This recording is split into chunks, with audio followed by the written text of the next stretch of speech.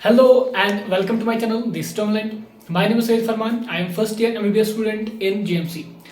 So guys, आप सब ने देखा होगा कि नीट का जो है एक तो एग्जाम पैटर्न भी आ गया है और फॉर्म जो भरने हैं उसका भी वो निकल गया है कि फॉर्म आपको भरने पड़ेंगे। बहुत ही मतलब कम दिन में आपको फॉर्म अपनी फॉर्मेलिटीज कंप्लीट करनी होगी। तो एक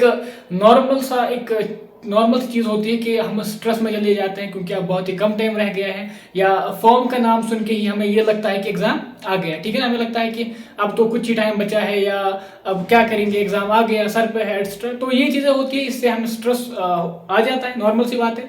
और यही चीज़ें लेकिन मैटर करती हैं कि यहाँ पे आप किस तरीके से सिचुएशन को हैंडल करते हो। ठीक है, यही चीज़ें आपको बताई जाएगी, यही चीज़ें आपको वहाँ पे एग्जाम हॉल में या आपके जो स्कोर कार्ड आपका आएगा उस पर यही चीज़ आएगी कि अभी के टाइम में आपने किस तरीके से आपने खुद को मैनेज किया। ठीक, दो ग्रुप्स हो जाते हैं यहाँ पे, जैसे ही एग्जाम पैटर्न आ जाता है या एग्जाम फॉर्म्स आ जाते हैं। ठीक है, एक ग्रुप स्टूडेंट्स वो होते हैं जो ओवर स्ट्रेस हो जाते हैं और वो पढ़ना छोड़ देते हैं। ठीक है ना, एक ग्रुप स्टूडेंट्स का होता है जो यहाँ पे भी अपनी कंसिस्टेंसी को मेंटेन कर पाता है, अपनी जो उसकी रेगुलरिटी है उसको मेंटेन करके रखता है और अपना जो स्कोर है वो बढ़ाता है। ठीक है, देखो पहला वाला ग्रुप जो है वो क्या करते हैं काम, वो स्ट्रेस लेना स्टार्ट करते हैं। देखो पहले देखते हैं, वो सपोज उनके पास 2 चैप्टर नहीं पढ़े हैं। ठीक है, तो वो किस पे ध्यान देते हैं कि 2 नहीं पढ़े हैं। वो ये नहीं देखते कि हमने 90% या 95% पढ़ लिया है।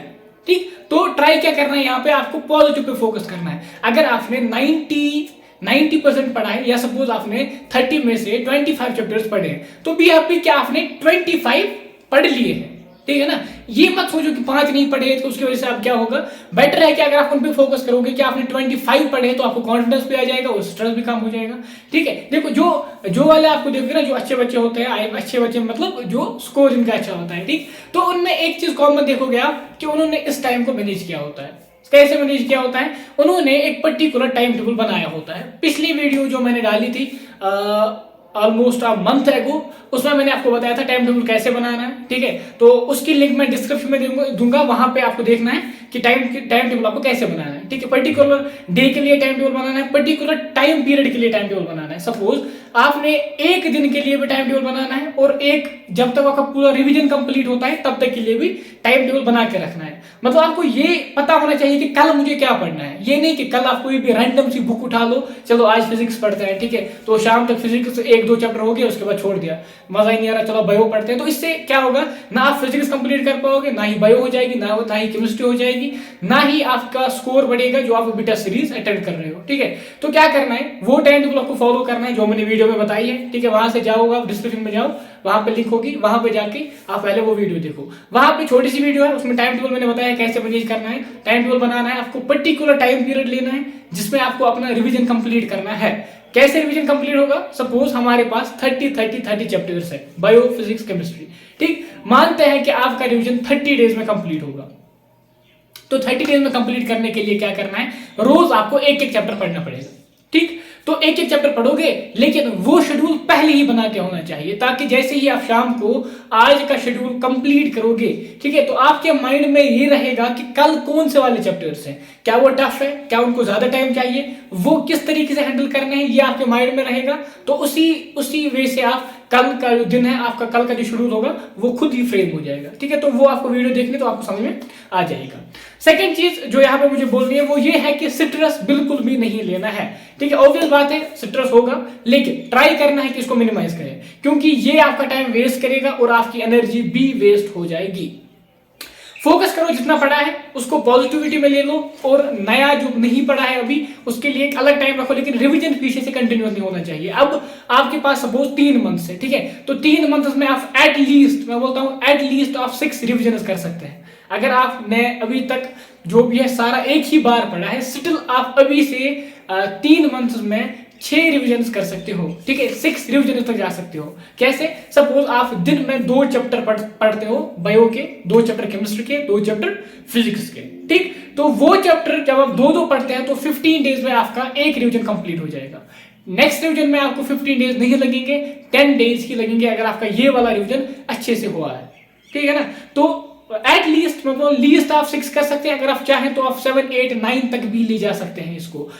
ये रिविजन की बात है। सेकेंड चीज वो है आपकी टेस्ट सीरीज। टेस्ट सीरीज आपको ज्वाइन करनी है, बहुत ही इंपॉर्टेंट है स्पेशली उनके लिए जो पहली बार नीट में जा रहे हैं, क्योंकि नीट में जाओगे वहां पे पहली बार पेपर देखोगे तो नॉर्मल सी बात है आपका आधा घंटा तो इसी में पहले चला जाएगा कि मुझे पढ़ना क्या है, कहाँ से स्टार्ट करना है, क्वेश्चन कैसे फिल करना है, ठीक है, कैसे जो सर्कल्स है उनको फिल करना है। तो बेटर क्या है, बेटर है कि आप पहले टेस्ट सीरीज को ही ज्वाइन करो। जरूरी नहीं है कि कोई आप पर्टिकुलर एलन की टेस्ट सीरीज या आकाश की टेस्ट सीरीज ले आओ, कोई अच्छी टेस्ट सीरीज जिसका स्टैंडर्ड अच्छा हो, मीडियम स्टैंडर्ड जिसका हो उसको ले आओ। अगर आपको फ्री में मिलती है तो लाओ, अगर आपको लेनी पड़ती है तो 500-600 में ले आओ, प्रिंट निकाल के ले आओ या ऑनलाइन जैसे आपको अच्छा लगता है वहां से लेके उसको कंटिन्यूअसली अभी आपको देना है।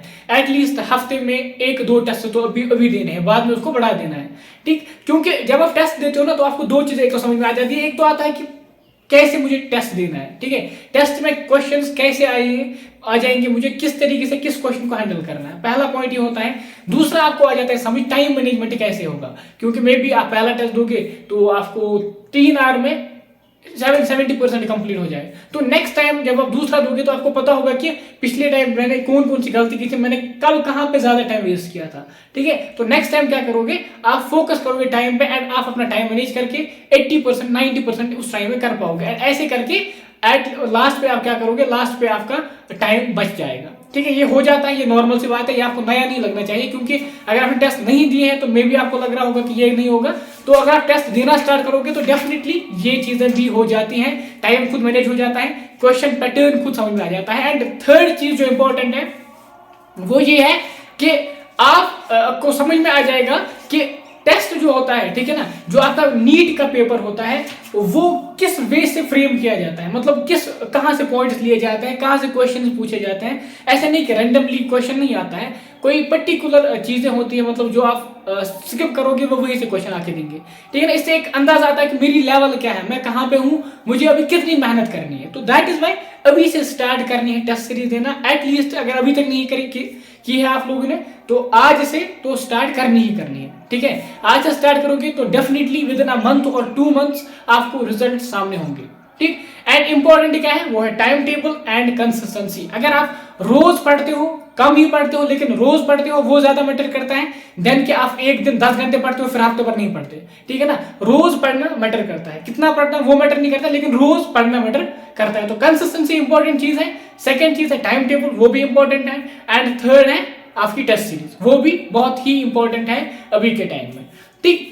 अगर आपको टेस्ट सीरीज में कम मार्क्स मिलते हैं, ठीक है, तो उसको भी लेके डिप्रेस नहीं होना है, ठीक है। टेस्ट कम मार्क्स मिलेंगे वो आपका नीट डिसाइड नहीं करता है, नीट में उससे ज्यादा भी आ सकते हैं, कोई मसला नहीं है, ये डिपेंड करता है कि नीट का पेपर कैसे आएगा। लेकिन आपको क्या करना है, आपका स्कोर कंटिन्यूअसली इंक्रीज होना चाहिए। ये नहीं कि आप बोलोगे हाँ चलो आज तो मुझे नहीं आया, ठीक है, कम आ गए, नीट में ज्यादा आ जाएंगे, ये गलत है, ठीक है। आपको क्या करना है, नीट में ज्यादा आ जाएंगे डेफिनेटली, क्योंकि यहाँ पे जो लेवल होती है थोड़ी टफ बनाई जाती है ताकि बच्चों को थोड़ा ये ना हो कि ओवर कॉन्फिडेंट ना हो जाए।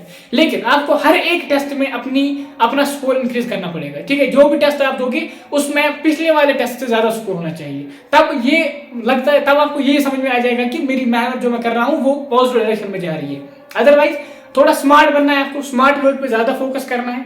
मतलब अगर आपके पास 3 सब्जेक्ट है और आपको हर एक सब्जेक्ट में एक चैप्टर समझ में नहीं आता, ठीक है, तो उस पर टाइम वेस्ट करने के बजाय आपको उन चैप्टर से यूज करना है जो आपको अच्छे से आते हैं, ठीक है, ताकि उनमें से कोई भी क्वेश्चन न रह जाए नीट के पेपर में, ठीक है। तो इसको स्मार्ट वर्क बोलते हैं। और टेस्ट सीरीज को अटेंड करके जो क्वेश्चन नहीं आए हैं उनका आंसर देख के, उनका सोल्यूशन देख के उनको सॉल्व करना है एंड वहां से उनके क्लूज लेने हैं कि कैसे क्वेश्चन को सॉल्व किया जाता है, ठीक है। तो ये आज के अभी के टाइम के लिए आपके लिए बहुत ही इंपॉर्टेंट है। स्ट्रेस को छोड़ दो, स्ट्रेस से कुछ नहीं होगा, ठीक है, ना ही आपके मार्क्स बढ़ेंगे, ना ही आपका जो सिलेबस है वो खुद कोई पढ़ के आ जाएगा, कुछ नहीं होगा उससे, सिर्फ आपका टाइम वेस्ट होगा और एनर्जी वेस्ट होगी और आपका स्कोर डाउन होगा। तो अभी के लिए खुद को मेंटेन रखना है, अभी बहुत टाइम है। अगर किसी ने अभी भी स्टार्ट किया है, ठीक है, 50-60% कंप्लीट हुआ है, अभी भी आराम से कर सकता है, वो कोई भी ज्यादा मतलब इश्यू नहीं है। नीट में क्या चाहता है, नीट आपको कंसिस्टेंसी देखता है, अगर आपकी कंसिस्टेंसी ठीक रही है तो आप डेफिनेटली अच्छा स्कोर लाओगे,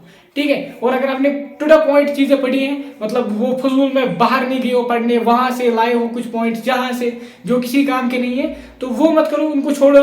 अभी के लिए एनसीईआरटी पे फोकस करो, बायो की एनसीईआरटी, केमिस्ट्री की एनसीईआरटी आपको जबान याद होनी चाहिए, ठीक है ना। कोई भी पॉइंट पूछा जाएगा आपको पता होना चाहिए कहां पर लिखा है, ठीक। और क्वेश्चंस भी प्रैक्टिस करने हैं, लेकिन बायो एंड केमिस्ट्री में ज़्यादा फोकस एनसीईआरटी पे, ठीक। फिजिक्स में ज़्यादा फोकस क्वेश्चंस पे किससे करने हैं आप पे डिपेंड करता है। जिसके आपको आते हैं क्वेश्चन, जिसके क्वेश्चंस आपसे हो रहे हैं वो क्वेश्चंस पहले करने हैं एंड नेक्स्ट आपको क्या करना है उसके बाद थोड़ी टफ बुक लेनी है जिससे क्वेश्चन थोड़े बहुत डिफिकल्ट हो, ताकि एक लार्ज वैरायटी ऑफ क्वेश्चंस आपसे सॉल्व हो जाए और फिर नीट में जैसा भी पेपर आ जाएगा आप उसको आराम से हैंडल कर सकते हो, ठीक है ना। तो आज की वीडियो जो है बहुत ही टाइम के बाद बनी, ऑलमोस्ट 3 वीक्स के बाद बनी है। आई अपोलोजाइज फॉर दैट, क्योंकि